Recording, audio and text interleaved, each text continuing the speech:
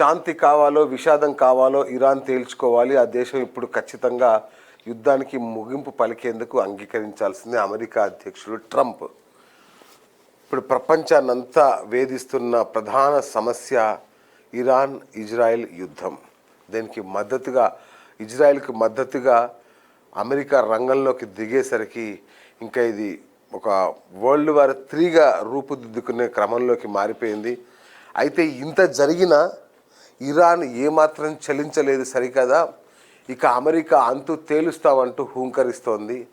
Israel మీద భీకర దాడులతో విరుచుకుపడింది. భారీ జన నష్టానికి ఒక బాంబు దాడులు అనేవి సిద్ధమైంది. అయితే ట్రంప్ తనను తాను సమర్థించుకుంటూ మేమేమి యుద్ధం చేయట్లేదు ఇరాన్ మీద, కేవలం అణ్వస్త్ర కేంద్రాలు అణు కేంద్రాల మీద మాత్రమే మేము దాడులు చేశామనేది ట్రంప్ చెప్తున్న మాట.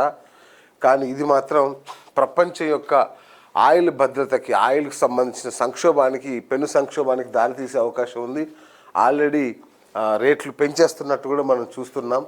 ఈ నేపథ్యంలో ఇంకా పెట్రోల్ డీజిల్ రేట్లు భగ్గుమనే అవకాశం ఉంది ప్రపంచవ్యాప్తంగా. ఇందులో మన దేశం కూడా చాలా భారీగా నష్టపోబోతుంది. మీకు ముందు చూపిస్తాను నేను.